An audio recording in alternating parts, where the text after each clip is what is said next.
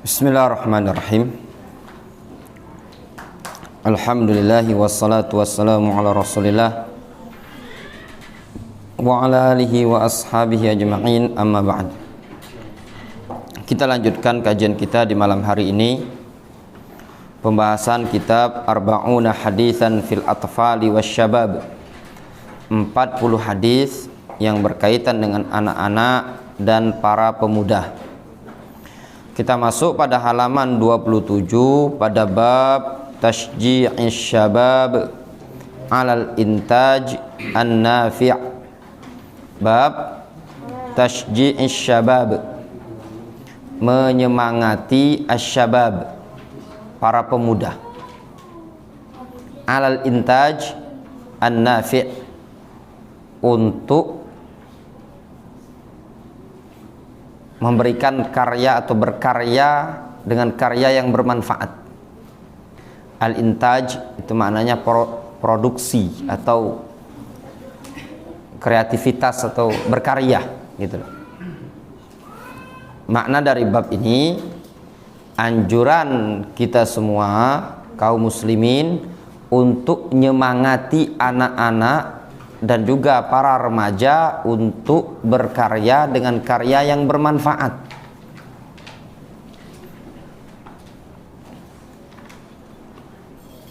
Jadi Islam tidak semata-mata cuma membahas hal-hal yang berkaitan dengan fikih, akidah, atau akhlak.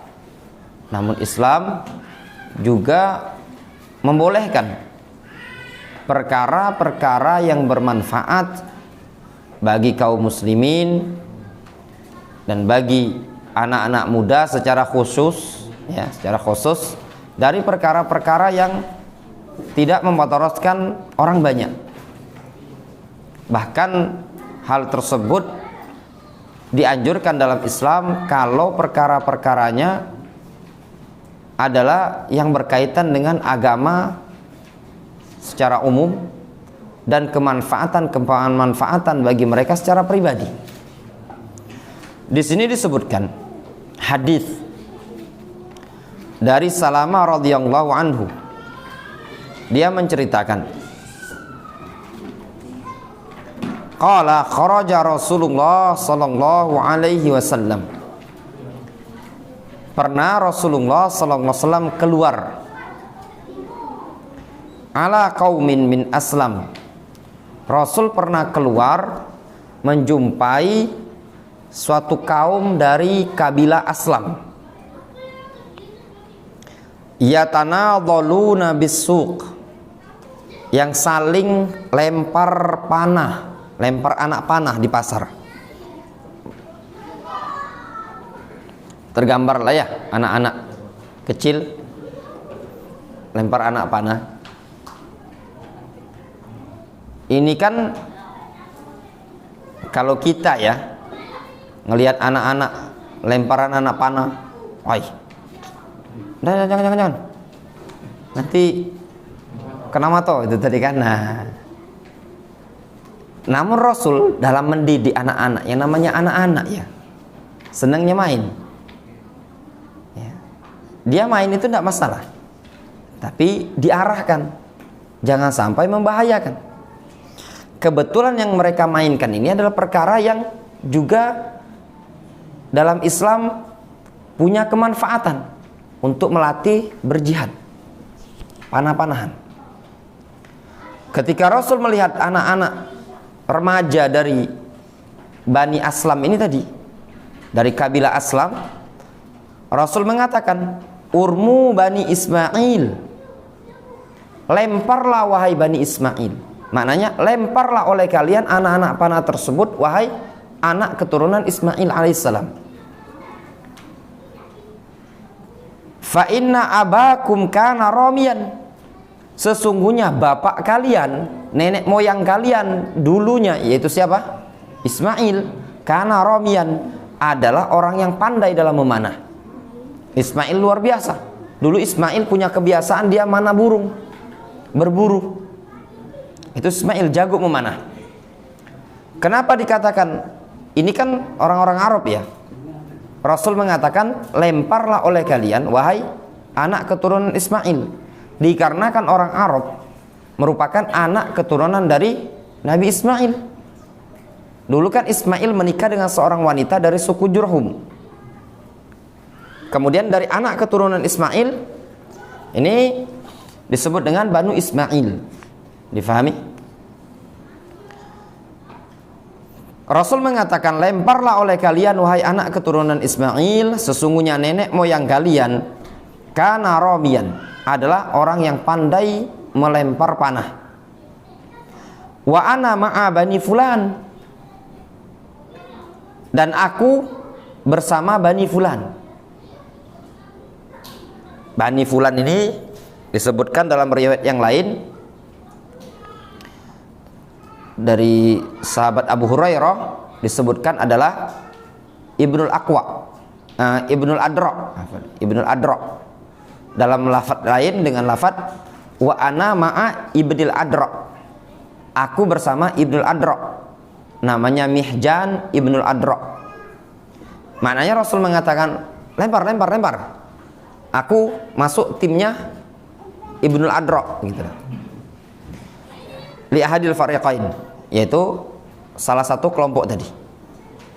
Fa'amsaku aidihim, lalu mereka menahan tangan-tangan mereka untuk melemparkan panah tadi. Katanya mereka diam. Ya, dilihatnya Rasul berada di pihak sebelah. Faqal, Rasul mengatakan malahum, kenapa mereka tidak mau melempar? Qalu, orang-orang ini tadi mengatakan, wa kaifa narmi wa anta ma'a bani fulan, ya Rasulullah, bagaimana mungkin kami akan melemparkan panah ini tadi? Tidak tega kami kalau engkau bersama bani fulan. Ya khawatir, masa Rasul di situ yang kita tembak kan? Istilahnya kan, kalau ada anak-anak, misalkan gambar anak-anak kan, ngajari anak-anak kan, yuk lempar-lemparan. Tidak tega mereka mau ngelempar ustadz kan, itu tadi kan masalahnya kan. Nah, ini sahabat ini tidak tega mau ngelempar tadi, khawatir nanti Rasul kena panah kan. Rasul mengatakan, urmu, sudah lemparlah. Wa ana ma'akum kullikum, sudah aku bersama kalian semuanya. Maknanya Rasul nganjurkan, sudah lemparlah, pokoknya aku masuk kedua tim. Kesini jadi gitu loh. Sebelum kita membaca keterangan yang disebutkan dalam hadis ini, hadis ini memberikan faedah kepada kita. Kondisi Rasul dengan anak-anak remaja, anak-anak kecil zaman dahulu. Ketika Rasul mendapati anak-anak kecil yang sedang bermain panah-panahan, lumayan cukup membahayakan ya anak-anak panah ini tadi kan. Kalau diarahkan, maka berubah menjadi sesuatu yang positif. Sehingga Rasul SAW menyemangati, tasji'. Rasul mengatakan, urmu wa ana ma'akum kullikum, lemparlah oleh kalian panah tersebut, aku bersama kalian.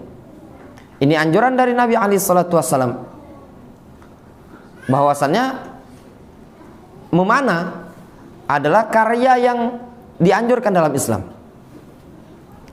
Kemudian juga Rasul SAW tidak mematahkan, istilahnya gembosi, tidak mentahzil. Sudahlah, main panah kayak kena mato, menui anak wong. Enggak, Rasul arahkan dengan sesuatu yang positif. Dibimbing main sama Rasul.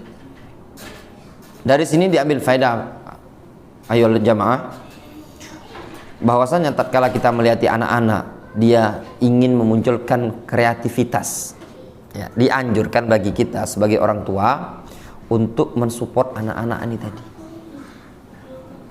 Perkara yang positif ya. Ingat, di sini al-intaj an-nafi', karya yang bermanfaat. Ini kan karya bermanfaat, latihan memanah kan. Gimana kalau anaknya dilihat udah depan kamera HP misalkan, dia udah pinter TikTok kan dia, apakah didukung untuk jadi apa namanya Apa kalau TikTok jadinya? TikToker, nah jadi TikToker itu tadi, jadi TikToker dia tadi. Apakah didukung? Ya ini tidak didukung. Ya, ini merusak anak bangsa ini tadi. Ya, itu jangan didukung. Dia bilang, Abi, saya sudah bisa joget depan TikTok ini tadi kan. Nah, itu jangan didukung. Namun kalau mungkin dia bisa karya, misalkan masak gitu loh, anak-anak perempuan kan didukung. Sudahlah, masak kau, lemak ida. Kayak ngabisi minyak baik gorengan ini tadi. Itu bukan seperti itu didik anak-anak. Kalau dia memang punya hobi, lihat Rasulullah SAW dalam mendidik anak-anak. Dia kan hobi panah-panah di pasar lagi. Di sini kan disebutkan bisu di pasar. Ya, maka dibimbing sama Rasulullah SAW. Sehingga kalau melihat anak-anak mungkin main tadi ya, yang ada kemanfaatan, ya mungkin supaya tidak ganggu. Misalkan contoh olahraga, main bola. Didukung nggak? Didukung. Main bola. Tapi jangan nak di sini nak. Nampaknya main agak di lapangan dikit. Kenapa? Nanti kena kaca mobil, kena kaca masjid. Atau mungkin sewakan futsal. Sudahlah, daripada main di depan komplek kan, carikan futsal di sini kan, sekitar sini sekojo ya. Nah, ini cara Rasulullah SAW mendidik anak-anak dari kalangan para sahabat. Kemudian hadis ini terdapat faedah adabnya para sahabat, ihtiram mereka. Mereka tidak tega kalau Rasulullah SAW terluka, kena anak panah. Ketika Rasul menganjurkan, udah lempar. Mereka tidak berani melempar. Itu menunjukkan apa? Sahabat di zaman dahulu punya ihtiram, punya kemuliaan terhadap Nabi SAW, penghormatan terhadap Nabi SAW. Kita baca keterangan di bawah ini, hadis riwayat Bukhari dan Muslim. At-ta'liq, keterangan.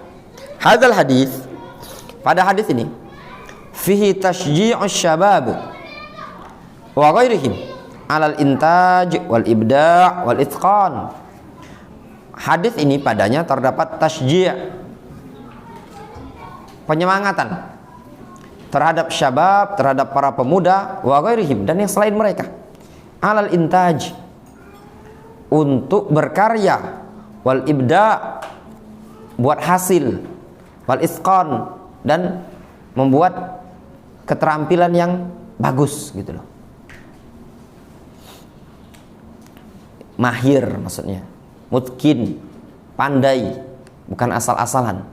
Jadi hadis ini dianjurkan kepada kita sebagai orang tua untuk mendidik anak kita tadi. Memang ketika dia punya bakat, dukung bakatnya tadi, jangan dipatahkan.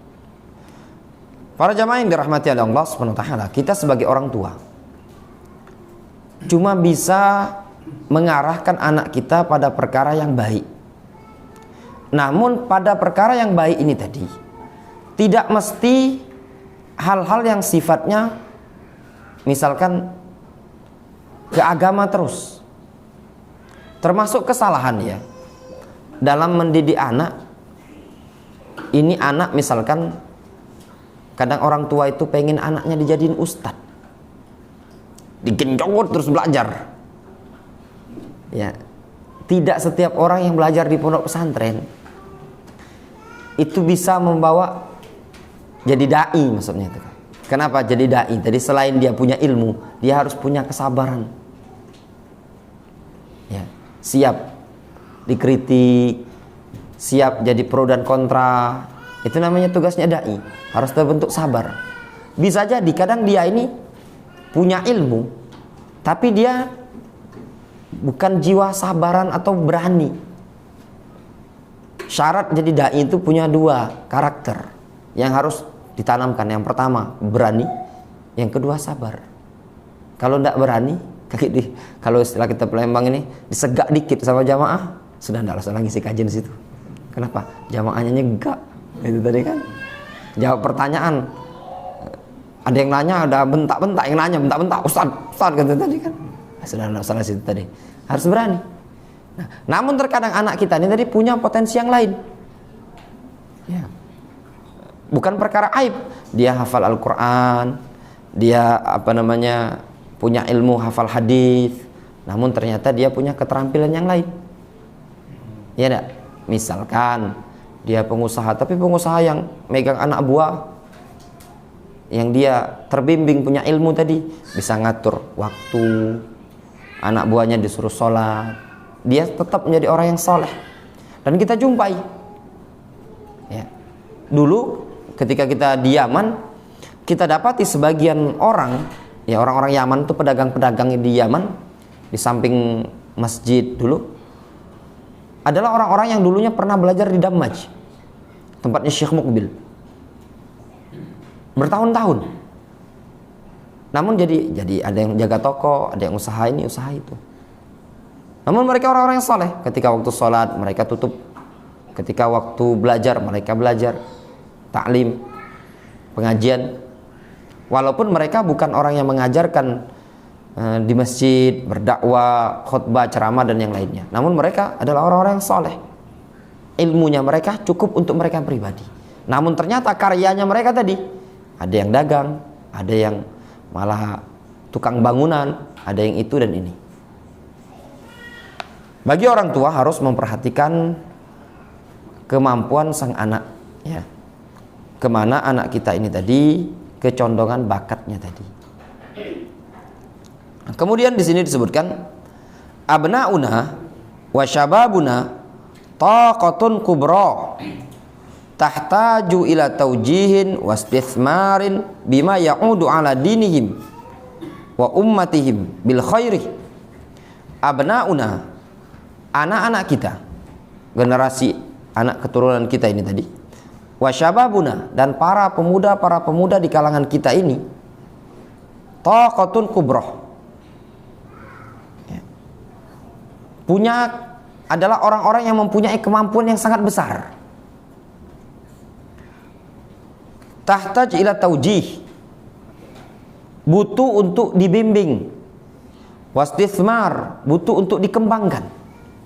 Maknanya anak-anak remaja, pemuda-pemuda kaum muslimin, baik laki-laki dan perempuan, punya potensi untuk dibimbing dan dikembangkan. Makanya Islam punya perhatian besar terhadap para pemuda. Dikarenakan para pemuda, anak-anak adalah aset termahal dari generasi Islam ini tadi. Kalau pemudanya sudah tidak dibangkitkan potensi yang ada pada diri mereka tadi, hancur. Khasirat dunia wal akhirah, rugi dunia akhirat. Itulah yang digambarkan oleh Abdullah bin Mas'ud. Kalau seorang pemuda tidak dibimbing, tidak dididik, tidak diistithmar, dikembangkan, Abdullah bin Mas'ud mengatakan, inni la askhatur rajulah, aku tidak suka kepada seseorang, laisa lahu hadzun min umurid dunya wala hadzun min umuril akhirah. Orang yang tidak punya bagian dari perkara dunia, juga tidak punya bagian dari perkara akhirat. Abdullah bin Mas'ud tidak menyukai yang seperti ini tadi. Kenapa? Ini sebabnya dikarenakan tidak diperhatikan. Skill dunianya lewat. Penyakit, istilah kita Palembang nih, penyakit penyungkan. Ya, Mas Aziz tahu istilah penyungkan, istilah Palembang? Malas mas. Ya ini hati-hati kan, ini ketemu apa namanya, kalau ada bos orang Palembang bilang, penyungkan kali kamu ini. Itu bilang juga, bapak juga penyungkan pak. Penyungkan itu malas maksudnya. Ya, istilah kita penyakit penyungkan. Urusan dunia tadi tidak bisa diajak, urusan agama lewat. Cuman bisanya ngibon, ya, bisanya narkobahan, istilahnya makan tidur. Manusia yang seperti ini dibenci oleh Abdullah bin Mas'ud. Beliau mengatakan, aku tidak menyukai seseorang yang tidak punya keterampilan urusan dunia, juga tidak punya kepandaian dalam urusan akhirat.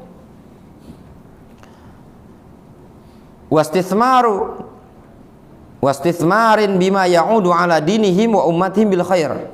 Dan para pemuda ini tadi butuh untuk dikembangkan dengan perkara-perkara yang bisa kembali kepada kemanfaatan agama mereka dan umat mereka dengan perkara yang baik.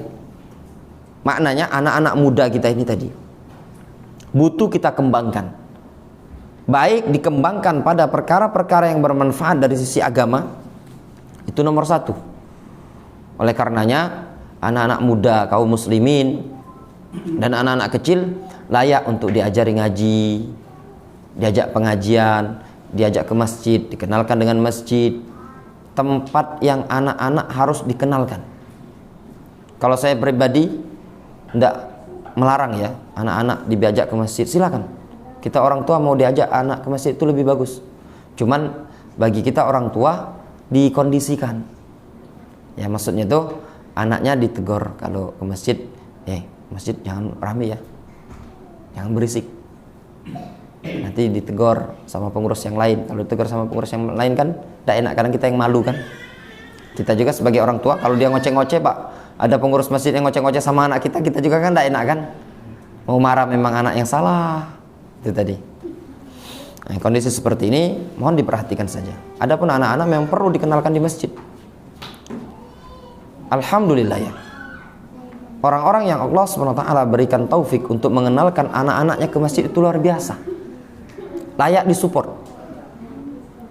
Maka saya kurang setuju kalau ada pengurus masjid yang ketika melihat anak-anak ramai di masjid itu dia marah-marah, pokoknya ngoceh habis-habisan. Itu tidak bagus. Nanti dia kalau dia dimarahi di masjid, larinya kemana dia? Ke warnet.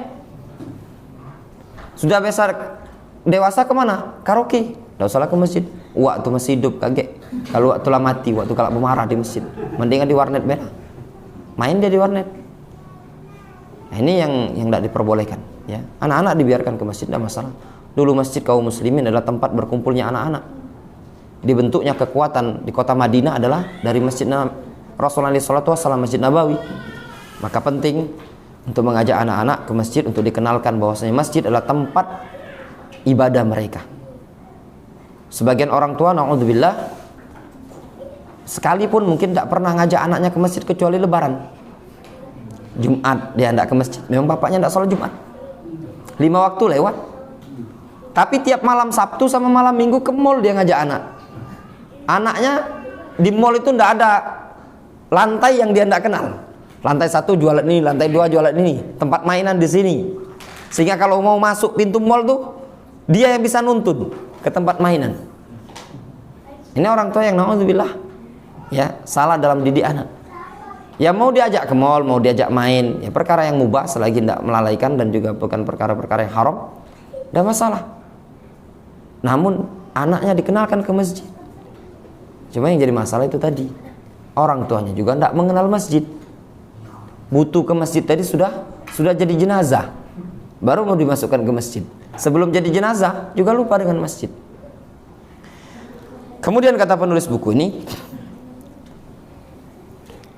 fasiru ayyuhas syababu ilal amam, maka berjalanlah kalian wahai para pemuda ke depan. Ya. Wahai kalian para pemuda, berjalanlah ke arah depan. Maksudnya maju, melangkah ke depan, jangan mundur ke belakang. Gantungkan cita-cita yang tinggi.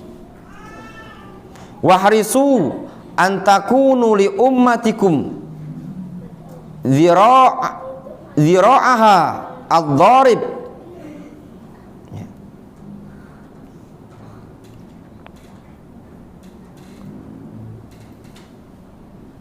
Semangatlah kalian untuk menjadi lengan yang kuat bagi umat ini tadi. Sanggahan yang kuat. Maksudnya hendaklah kalian para pemuda berupaya untuk menjadi penyangga, penopang bagi umat ini tadi. Bagi umat kalian, bagi generasi bawah. Bisa menarik sekian banyak orang. Kata beliau, wahrisu antakunu li ummatikum dzira'uha ad-dharib. Ya. Jadilah kalian, semangatlah kalian untuk menjadi lengan yang kuat, yang siap memukul, siap berjuang untuk umat kalian. wa darruha as-sakib wa aqluha al-mufakkir wa qalbuha an-nabid. Ya.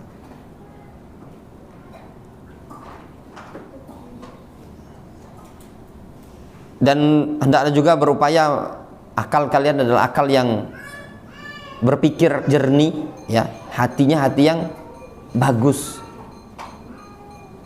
Wa iyyakum wal wahan, hati-hati kalian dari penyakit wahan.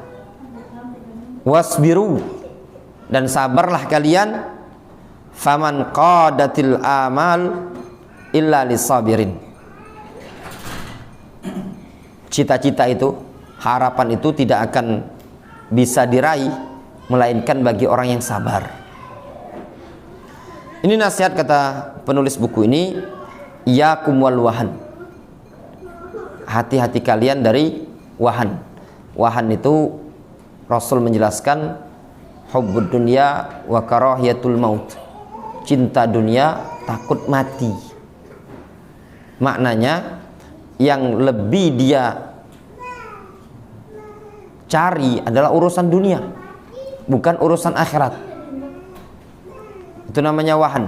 Disebutkan dalam hadis Rasulullah SAW menyatakan tada'a alaikum yushiku an tada'a alaikumul umam kama tada'a al-akalatu ala qas'atiha. Hampir-hampir kalian akan diserang sekian banyak umat sebagaimana orang-orang yang akan makan, menyantap makanan yang dalam hidangan. Mereka, para sahabat bertanya, ya Rasulullah, amin qillatin nahnu yauma idzin. Apakah pada hari itu kami jumlahnya sedikit? Kata Rasulullah, bal antum katsir. Bahkan kalian pada waktu itu jumlahnya banyak. Walakinnakum ghutsa'un ka ghutsa'is sail. Akan tetapi jumlah kalian pada masa itu bagaikan, walaupun banyak, namun kualitasnya bagaikan buih yang dibawa oleh banjir, gampang terhempas. Kemudian Rasul menyebutkan di antara sebabnya adalah Allah SWT menimpakan kepada kalian penyakit al-wahan. Mereka para sahabat bertanya, wa mal wahan ya Rasulullah? Apa itu wahan ya Rasulullah? Rasul mengatakan, hubbud dunya wa karahiyatul maut. Cinta dunia dan takut mati. Maknanya orang tersebut lebih menyukai perkara dunia dibandingkan perkara akhirat, perkara kematian. Yang dipikir sama dia dunia, sehingga yang dikumpulkan sama dia adalah mengumpulkan bagaimana punya harta yang banyak. Kalau hartanya banyak, maka akan kebahagiaan yang dia dapatkan. Namun kelirunya dia melalaikan perkara ibadah dia kepada Allah Subhanahu wa taala. Kata penulis buku ini, faman qadatil amal illa lisabirin. Yang namanya harapan tersebut tidak akan mungkin bisa ditundukkan, bisa diraih, melainkan bagi orang yang sabar.